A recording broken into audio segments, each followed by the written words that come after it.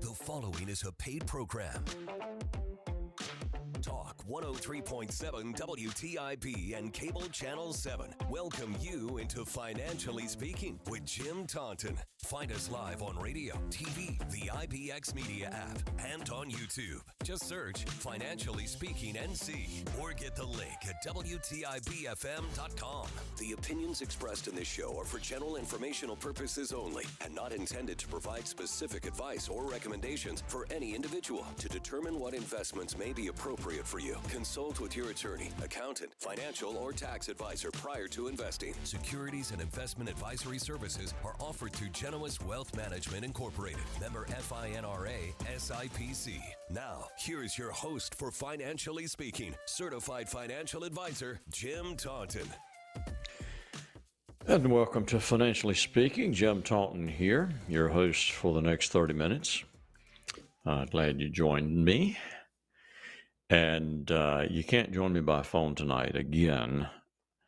I think it's our second program in a row I've pre-taped, but it is actually Thursday. But it's Thursday at right at 3 o'clock. And I'm pre-taping because I will not be available at 6. And I won't be available at 6 because of the same culprit, baseball. And it's not one of my grandchildren, but it's actually the showdown between Tar Heel and North State tonight in the All-Star Tournament, regional tournament. And it's at Elm Street, which we don't get that opportunity very often. So I'm pre-taping the program so that I might attend that North State Tar Heel showdown. Should be pretty exciting. Neither team has faced any competition so far in the tournament, and they are each other's greatest competition, always is the case.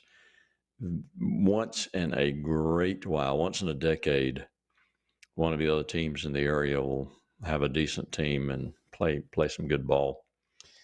And it's nothing against the kids. I think it's about population. You know, we have a much larger population to draw on to create our teams, and it's just we have better coaching. I will say that. So I'm looking forward to that. But do not call me tonight. I am not available for a live phone call. However, if you do have a question that's been burning within you and you just couldn't wait for the program to come on tonight to make the call, send me an email. And I'll either answer on the program, or if you prefer, I'll email you right back and give you an answer to your question. My email is jim@jtauntonfinancial.com. jim@jtauntonfinancial.com. And you can see over my right shoulder here how to spell my name there. So it's Jim at the letter J, TauntonFinancial.com. The name of my office actually is Taunton Financial, but I've told you this many times. Taunton Financial domain was actually purchased by someone in Taunton, Massachusetts, whom my ancestors founded many years ago. But in any case, I had to add a letter J. That's perfectly fine because that is my initial. So give me an email, and I'll be glad to answer your financially related question. And if you do send me an email with a financially related question, I'll put your name in the drawing for the identifier, just like I do when somebody calls me. So you will not be missing out on that little perk. So there you have it. I want to mention one more thing before we go to our first break. Tonight we have a presidential debate. Yeah, that's crickets. That's about what it will be. It is so inconsequential. It is such a non-starter. No one is going to change their mind about who they're going to vote for because of this presidential debate. It is a total waste of TV time, in my opinion. So there you have that. No, I will not watch a second of it. There's a baseball game on TV, actually, Alec Burleson's playing with the Cardinals, and I bought the MLB TV package just so I could watch the Cardinals games and watch him play, and they're on tonight. I think they play the Reds. So I'd much rather do that than watch a presidential debate. No, thank you. Let's go to a quick couple-minute break here, and then I'll come back and start disseminating the information I have put together. See you in a couple of minutes. Ayden Golf and Country Club invites you to become a member. Come tour our beautiful clubhouse, ballroom, and facilities. For a quality golf experience, sign up for our discounted special membership rates, low monthly dues with no quarterly food minimum or assessments. Folks love to play golf at Ayden Golf and Country Club. Cool off at the pool all summer. Enjoy excellent food and beverages from the snack bar. Even store your own cart, unless you like to walk. Call 746-3389 for special limited membership rates at the Ayden Golf and Country Club. My practice has been built on accessibility, responsiveness, and a willingness to be proactive for my clients. I'm not afraid to make recommendations relating to your investments and planning. I do hope all of your financial decisions are good ones, but let's not rely on hope. Let's roll up our sleeves and get to work. Jim has attained 3 professional designations: Certified Financial Planner, Chartered Life Underwriter, and Chartered Financial Consultant, which entails 20 courses of study with examinations and a comprehensive national board exam, administered by the Certified Financial Planning Board. Jim has been practicing in financial services since 1979, which includes investing, planning, and insurance to help you meet your financial goals. Among the many awards Jim has received in his career is his selection to the Guide of the Top Financial Planners by the Consumer Research Council of America. So if you want to work with someone who is working for you, call Jim at 756-4700 or email him at planning@financiallyspeaking.com. That's 756-4700 and planning@financiallyspeaking.com.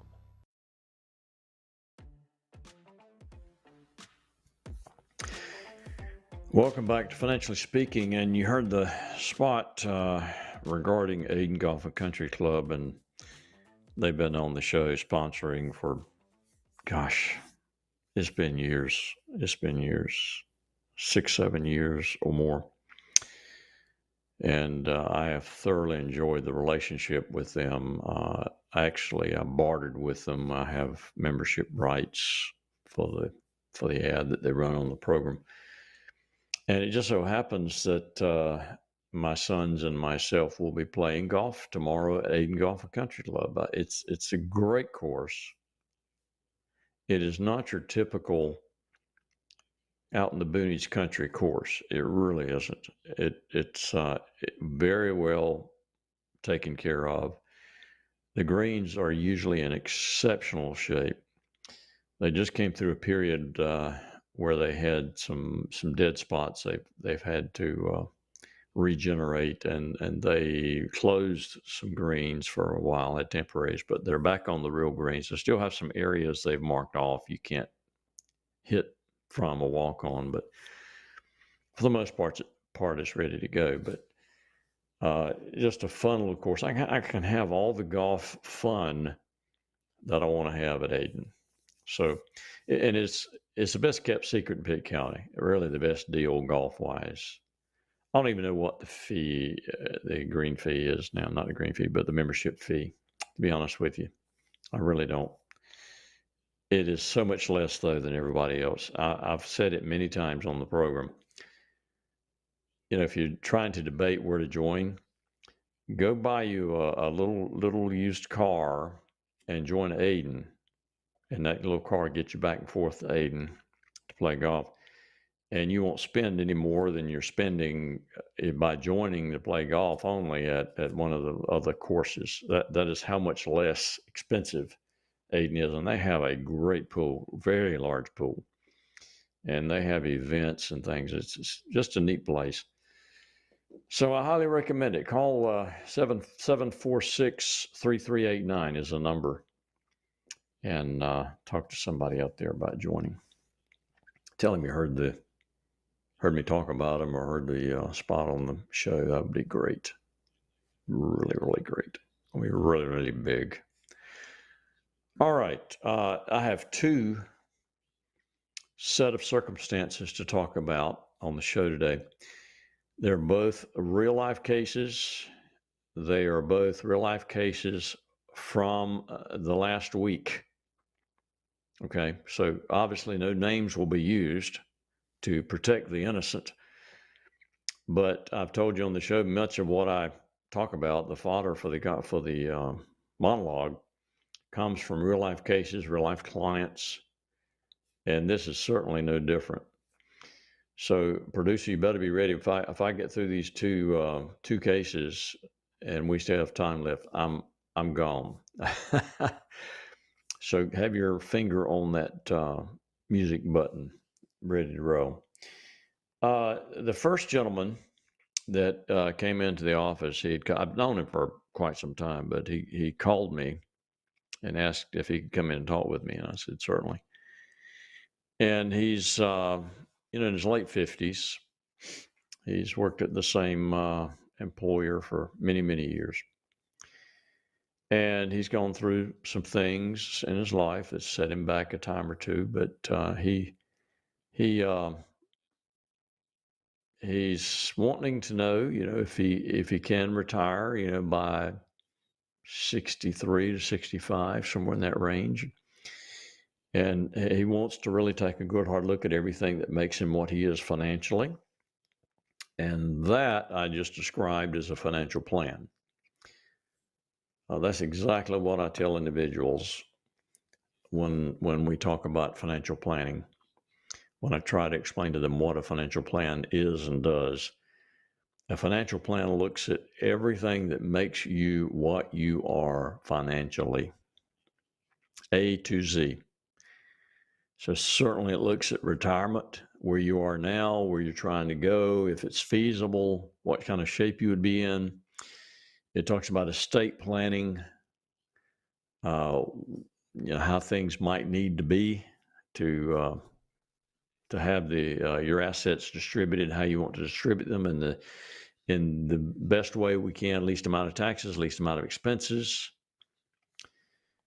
It looks at cash flow, your income and expenses. It looks at your net worth. It looks at insurance needs. I'm sure I'm leaving something out, but essentially everything financially related to you it looks at. And obviously it does require a lot of information from you, but I'd spend some hours with the computer plugging in data and running reports before we get back together. And I have a book that I present to you when we have it done. And then we meet periodically to review. It's just that simple. Or if something changes dramatically in your life financially, we get back together and make a change and see how it affects you, how it affects the plan. Love financial planning because typically, just like this individual that came in, he was kicking the can just a little bit because he thought he was not as prepared as he would like to have been for retirement. And I told him, just from a cursory look at what the information he gave me, I said, I really think you're in better shape than you think. And by the end of the meeting, I actually did just a very simplistic calculation, and I told him, if you retired at some age, some future, 65 or 62, whatever it was, I don't remember. I said, this is kind of what it would look like. I said, you're in fine shape. And I really think that just that initial meeting lifted the anxiety tremendously. But once we do a financial plan, and he gets a book in his hand, and that book shows him, what he's capable of doing, I think the anxiety will dissipate completely. And that's the beauty of doing the financial planning. Everybody that needs to do financial planning, everybody. So that was the premise for us getting together. Now, there were two specific areas that we looked at. And he brought me information statements on these two. Number one was retirement, of course. He had a nice 401k with a nice balance in it. And he just wanted active management. He wanted someone to be looking at it. And I was very plain with him. I said, look, if you work with an advisor on your retirement money, it's always going to be more expensive. Well, you never say always, but much of the time it will be more expensive than just letting it roll in a 401k, because there's really no active management there. And employers sometimes pick up some of the cost or what have you. But so I told him, about what the difference in cost would be, and he was perfectly fine with that. He just wanted somebody to be able to sit down with, help him make decisions, watch it continually, make changes if need be, and that sort of thing. And that's what I do. So he was fine with that. Matter of fact, he was happy about that.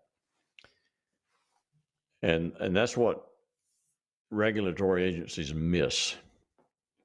Regulatory agencies are all about cheapest, all about the cheapest expense regardless. And that's not what clients are about. Clients are about holistic financial planning. They're about active management of their assets. They're about continual meetings, ongoing meetings to update and make changes if need be. They're about someone that can make proactive recommendations related to them financially. Cheaper is not always better, and it's definitely the case when it comes to your finances. So what we are going to do is what's called an in-service rollover. Most 401k administrators will allow this after certain ages, either 55 or 59 and a half. He'd already checked in it. So he knew exactly what he was going to do. So he had already determined that and let me know that it could be done. But an in-service rollover is simply the case where you've accumulated a decent sum in a 401k or some other qualified retirement plan. And you want to continue to work with that employer, but you would really like to take that money that you've accumulated and roll it to an advisor and work with the advisor on that lump sum that you're moving. You want to continue making contributions to your retirement plan, i.e. 401k, and start it growing again so that by the time you retire, you've got another little lump sum to roll over and add to the initial one. But that can absolutely be done. Absolutely be done. Done it many times. We just want to make sure it is in the best interest of the client to do that, because you will pay more to have an advisor work with you on your money. So we have to make sure that that is in your best interest and is accomplishing your goals and objectives for your money. And so we certainly do make sure of that. So we're in the process of that. That's what we're going to do. The other thing that we looked at at that meeting was the fact that he owned a couple of whole life insurance policies on his kids. And early on, when they're young, you probably need a little life, and then what that does, it protects you in the event of their death for last expenses. But also, it'll give you the right to give those contracts to your children if, say, they become uninsurable. They develop a condition that an insurance company won't underwrite, and yet they need their own life insurance, for when they get married and have their own families. So there's a need, but at some point, that need goes away, and typically it's when they graduate from college and go to work, they can buy their own. And that was the case here. And there was a significant amount of cash value that had accumulated in these whole life contracts. And normally I don't make recommendations at our first meeting. It's almost like a doctor giving a prescription at the first meeting with a patient. That's you're engaging in malpractice, really, in most cases. You need to look at a medical history, run some tests, create a diagnosis, a prognosis, and maybe give a prescription to help them get better, or give them a treatment that you can do. In this particular case, this was obvious. So I told him, we needed to surrender those contracts and take that cash out. And you do whatever you want to with it, but if you want to invest it, we can do that in an after-tax investment account. And also the premium that you're paying, you don't need to pay that anymore, so that helps your cash flow somewhat. And we're going to do that as well. So, if you need someone to review your life insurance to make sure you have what you need, or maybe you don't need it anymore, or you got the wrong kind, or paying too much, or whatever, we do that. We do policy reviews, policy audits, whatever you want to call it. And we don't work for a company. I am an independent advisor planner, always have been. I've never been an employee of a big financial firm, a big broker dealer or insurance company. Never. I've always been paid on a 1099, not a W-2. And most of you probably know what that means. I'm an independent contractor. I work for clients exclusively. So in the insurance arena, we literally could write it with hundreds of companies. So we'll search and find the best value for the dollar for our clients. No question about it. And make the proper recommendations. All right. So that was one case. And we're still in the throes of that case. It's definitely not over. The other one, the lady called me. She was referred to me by a friend of hers. And her husband had died. And she had been working on the stock portfolio he had created for days and weeks, and just was just totally out of her element. And she had asked some of the people that were helping her, I don't know, accountant or whatever, they really didn't have a clue either. And so she is going to come into the office, and I'm going to try to help her. Whether I make a dime or not, I'm going to try to help her. And what the deal is the husband liked to dabble in stocks, and he, he would purchase small amounts of shares periodically in various companies.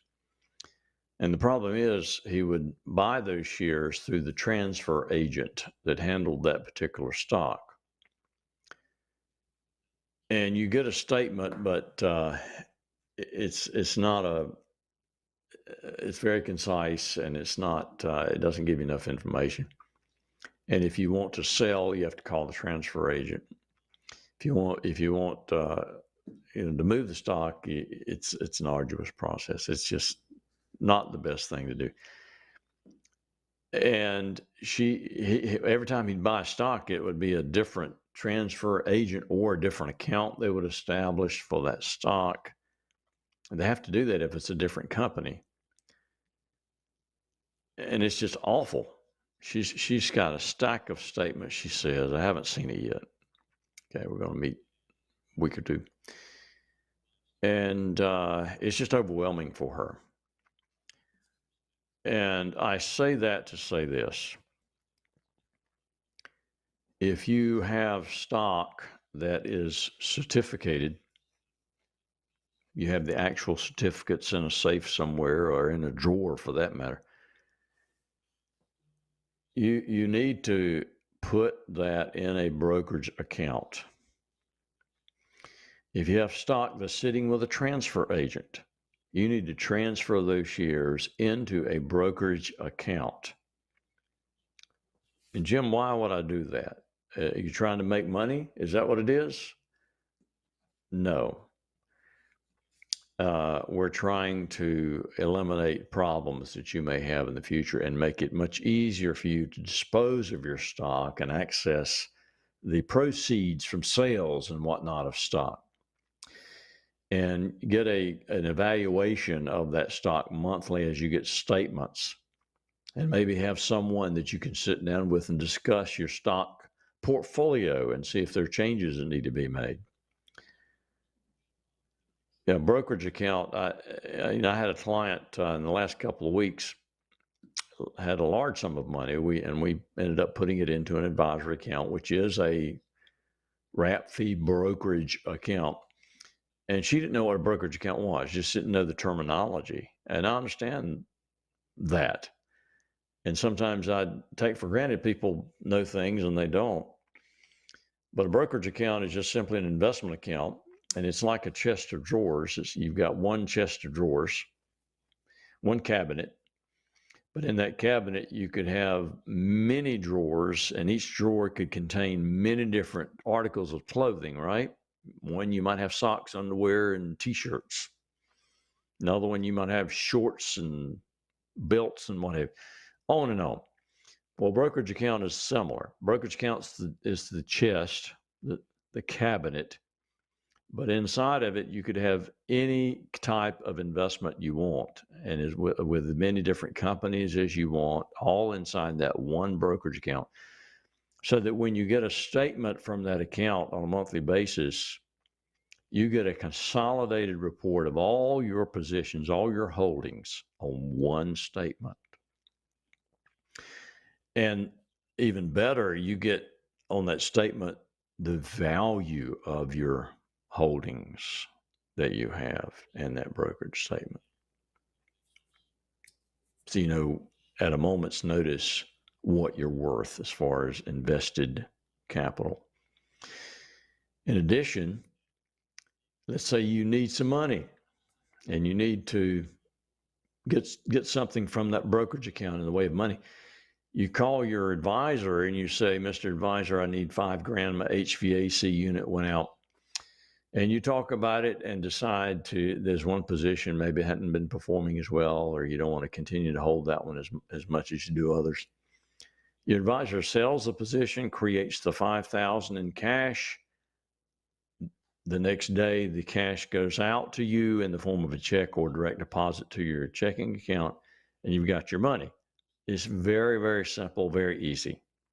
Unlike if you have shares with a transfer agent, or you, heaven forbid, you have certificated shares of stock, you're looking at a long period of time to get something done with that. So before you need it, before it's a necessity, go ahead and get your stock into a brokerage account, okay? And it's harder these days, to be honest with you, because I know a clearing firm that my broker-dealer uses, which is Pershing, they don't like opening brokerage accounts simply to receive certificated stock. So we would have to determine exactly what we need to do to get that done. But in any case, it needs to be done. Let's see, where are we on time? Producer, how much time do we have left? I forgot what time we started. Minute and 15 seconds. Minute and 15 seconds. Well, that was good timing. So, glad you joined me. And again, sorry you couldn't call in tonight, but send me an email, jim@jtauntonfinancial.com, and I'll be glad to answer a financially related question. And I'm hopefully will be live back with you. Well, no, next Thursday is July 4th. I will not be doing a live program on July 4th. I can promise you. You probably get a replay of this one. So probably 2 weeks from tonight I'll be live again. And I hope you have a very good July 4th. Have fun, be safe. And as always, this is Jim Taunton helping you make all of your financial decisions good ones. Good night, everybody.